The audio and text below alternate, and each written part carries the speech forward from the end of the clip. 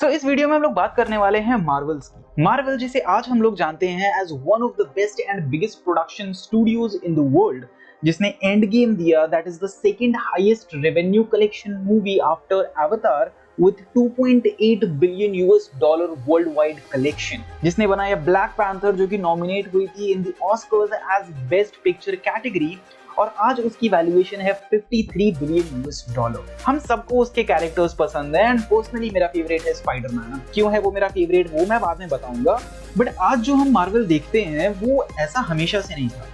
उसकी जर्नी पूरी roller coaster ride जैसी है, full of ups full of downs, और 1996 में तो ऐसी हालत हो गई कि उसे बैंक्रप्सी के लिए फाइल करना पड़ा था। इस वीडियो में हम लोग बात करने वाले हैं कि आखिर मार्वल का स्टार्ट कैसे हुआ, वो कैसे बढ़ा, कैसे गिरा, कैसे स्टैनली ने उसे बचाया, और कैसे उसकी ऐसी हालत हुई कि उसे बैंक्रप्सी के लिए फाइल करना पड़ा, और कैसे उस बैंक्रप्सी के बाद वो बना आज जो कि आज हम उसे देखते हैं।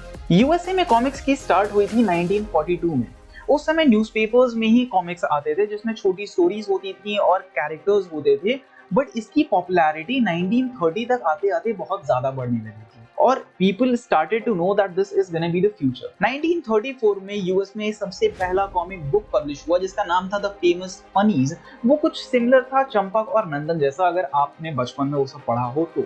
और जब फर्स्ट एक्शन कॉमिक जो पब्लिश हुई थी वो पब्लिश हुई थी 1938 में, जिसका नाम था एक्शन कॉमिक, और वो सेम कॉमिक थी जिसने की सबसे पहला सुपरमैन का अपीयरेंस हमने देखा था। अब ये कॉमिक्स जो थी वो बहुत ज्यादा हिट हो रही थी और पब्लिशर्स को समझ में आ रहा था that comic is gonna be the future and everyone wanted to get into the business. यहाँ पे एंट्री होती है मार्टिन गुडमैन की। मार्टिन गुडमैन जो कि पब्लिशर थे पल्प मैगजीन के। Pulp magazine is kind of the adult magazine of that time. Martin Goodman को अप्रोच किया था एक कंपनी ने जिसका नाम था फनी इंक, और फनी इंक ने उनके सामने प्रपोजल रखा कि हम लोग आपको स्टोरीज और कैरेक्टर्स बना के देंगे, आप उसे पब्लिश करें।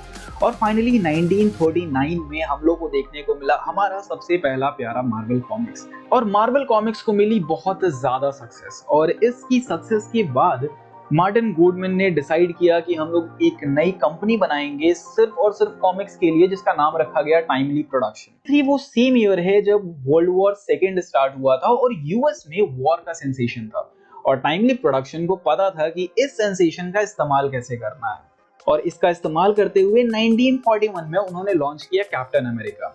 अच्छा, इसमें देख पा रहे हो कैसे कैप्टन अमेरिका अपने एडोल्फ हिटलर को मार रहा है। एक्चुअली इस चीज ने लोगों का दिल जीत लिया है। बच्चों को छोड़ देते हैं, बड़े लोग और एडल्ट्स मिलिट्री के सोल्जर कॉमिक्स पढ़ रहे थे। ये नई जनरेशन भले आयरन मैन से प्यार करती हो, बट कैप्टन अमेरिका की फैन फॉलोइंग बहुत पुरानी है। इस वॉर सेंसेशन का क्या खूब इस्तेमाल किया and people loved reading it, और because they were reading it उनकी सेल्स बहुत ज्यादा बढ़ रही थी and the comics were in demand, but it was until 1945 में जंग की एंड होती है और उसी के साथ साथ कॉमिक क्रेज भी खत्म होने लगता है। 1950 आते आते कॉमिक जो थी वो they were started to become thing of the past। लोग खरीद नहीं रहे थे, उनकी सेल्स बहुत नीचे जा रही थी। अब यहाँ पे उन लोगों को अपनी पूरी की पूरी मार्केटिंग और कंटेंट क्रिएशन स्ट्रैटेजी बदलनी पड़ी। उन लोगों ने यंग ऑडियंस को टारगेट किया, नए कैरेक्टर्स बनाए, और वो धीरे धीरे बैक अपने ट्रैक पे आ रहे थे। बट इट वाज अंटिल 1954 जब फिर से सारी चीजें बदल गई। 1954 में कॉमिक कोड अथॉरिटी आया। कॉमिक कोड अथॉरिटी इसको एक्चुअली पेरेंट प्रोटेस्ट की वजह से आया था। अब क्योंकि कॉमिक्स इतने ज्यादा प्रचलन में आ रहे थे, इस वजह से उसी के साथ साथ कॉमिक्स में बहुत ज्यादा डार्क कॉमिक्स भी आ रहा था, जिसमें बहुत ज्यादा वल्गर लैंग्वेजेस का इस्तेमाल किया जा रहा था। It was pure crime and parents didn't wanted their child to read this things. उनको चाहिए था, ये पेरेंट्स वांटेड समथिंग जो कि उसे सेंसर करे, जो कि प्योर कंटेंट उनके बच्चों को लाके दे। उस चीज को मैनेज करने के लिए कॉमिक कोड अथॉरिटी बनाई गई, और कॉमिक कोड अथॉरिटी का रूल्स रेगुलेशंस बहुत स्ट्रिक्ट था, और उसको कंप्लाई करने के चक्कर में कॉमिक्स इतनी ज्यादा बोरिंग होने लगी कि बच्चों का भी इंटरेस्ट नहीं रह गया था। और यहाँ पे एंट्री होती है स्टैनली। स्टैनली टाइमली प्रोडक्शन के साथ काम कर रहे हैं 1939 से, और बीत चुके हैं 22 साल उनको इस फॉर्म में काम करते हुए, बट नो वन न्यू कि वो बनने जा रहे हैं द रीजन आगे के सक्सेस के। स्टैनली को जॉब दिया गया नए कैरेक्टर्स और कॉमिक्स बनाने के लिए, because the old everything was going bland and boring and nobody loved it. उस टाइम तक जो सुपर हीरो कैरेक्टर्स बनाए जाते थे, जो एक्शन कैरेक्टर्स बनाए जाते थे, वो परफेक्ट होते थे, उनके साथ कोई प्रॉब्लम नहीं होता था। They were ideal characters, always helping, always the perfect thing in the world. But the real world isn't ideal. असली दुनिया में परफेक्शन नाम की चीज नहीं होती है, एवरीथिंग इज इम्परफेक्ट, हर चीज में कुछ ना कुछ खामियां होती हैं। और ये चीज नोटिस किया स्टैनली ने और उन्होंने एक ऐसे कैरेक्टर्स बनाने की सोची जो कि लोग रियल लाइफ में रिलेट कर पाए, जिनके साथ लोग जुड़ पाए। And with that thinking Stanley ने 1961 में लॉन्च किया fantastic four. They were imperfect, उन सब के कुछ ना कुछ इश्यूज थे, they were not perfect, they had their flaws, they were fighting for themselves, they were fighting among themselves, but still they had a reason, they were fighting for something good। और ये characters जो थे, इन characters ने लोगों के साथ connection build करना शुरू किया। People started to connect with them, and this was the reason why Fantastic Four became a huge hit। And after Fantastic Four became a hit, उन लोगों ने नेक्स्ट ईयर 1962 में लॉन्च किया इनक्रेडिबल हल्क, 1963 में they bring Spiderman, 1963 में उन्होंने X Men लाया। और ये सारे कैरेक्टर्स ऐसे थे जो कि परफेक्ट नहीं थे, सब अपने आप से लड़ रहे हैं, दुनिया से लड़ रहे हैं, सबके अंदर फ्लॉज हैं, and that was something good, and that was something why people related with them. और every of these comics were becoming a huge hit. After all this success किसी को पता नहीं था कि बैंक्रप्सी भी आने वाली है, और इसकी शुरुआत हुई 1988 में जब एंड्रयूज ग्रुप ने इस यूनिट को खरीदा। 1990 तक कॉमिक्स जो थे वो कलेक्टिबल्स बन रहे थे और उनकी वैल्यू थाउजेंड ऑफ डॉलर्स तक जा रही थी, and people were buying comic books उनको खरीदने के लिए नहीं बल्कि उनको कलेक्ट करने के लिए खरीद रहे थे, उसमें इन्वेस्ट कर रहे थे। वो एक इन्वेस्टमेंट बन रहा था, सबको दिख रहा था कि इसकी वैल्यू अगर हम लोग इन कॉमिक्स को हम स्टोर करके रखते हैं तो फिर कुछ समय में इसकी वैल्यू बढ़ सकती है। जैसे जैसे कॉमिक एंटीक होती जाएगी वो बुक और ज्यादा प्रेशियस होती जाएगी, और इस सोच के साथ सब कोई एक एक कॉमिक की जगह पे 5-5 कॉमिक्स खरीद रहे थे।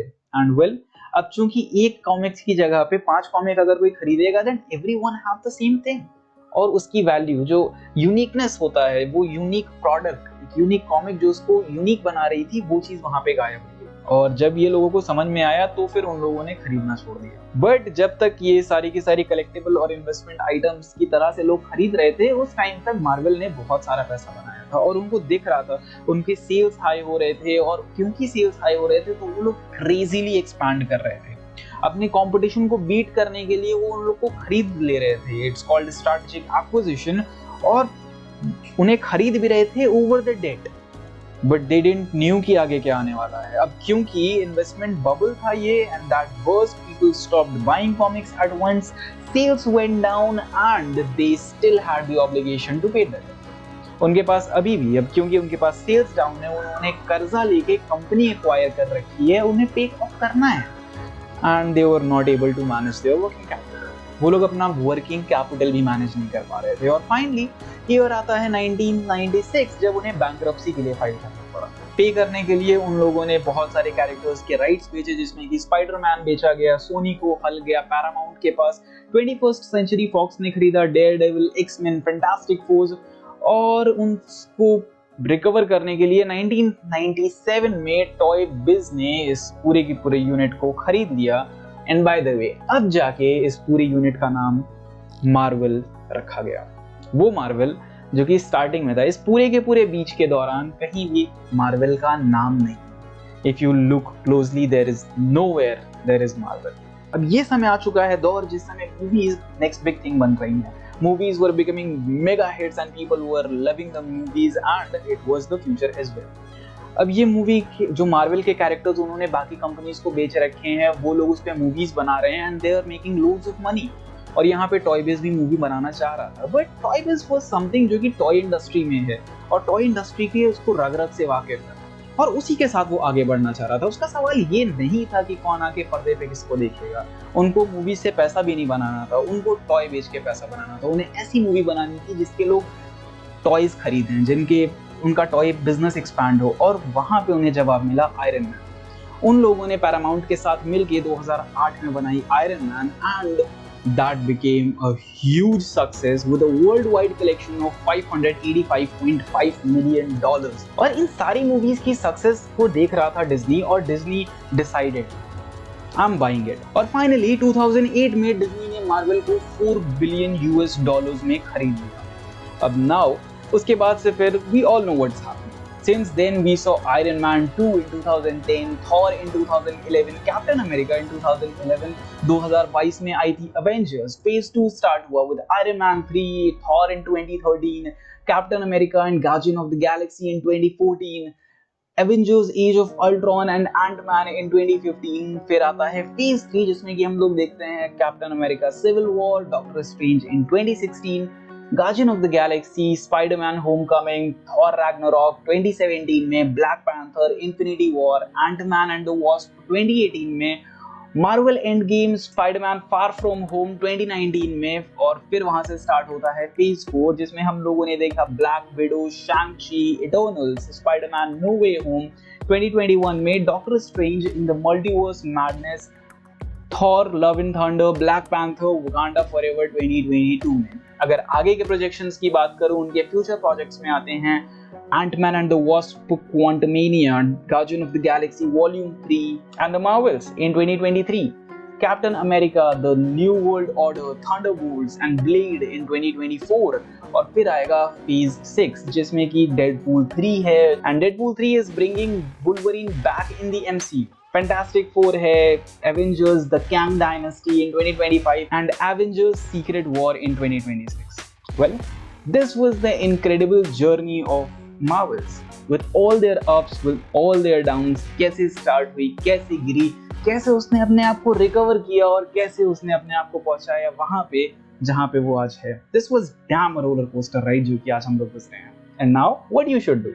You should just share the videos with your friends, man. उनके साथ डिस्कस करो उसमें उनकी क्या बिजनेस स्ट्रैटेजी थी, कहाँ पे उन लोगों ने कौन सी टैक्टिक लगाई और कहाँ इस पूरी की पूरी स्टोरी से तुम्हें क्या सीखने को मिलता है. And in the end of it, just remember and always remember, keep learning and keep growing.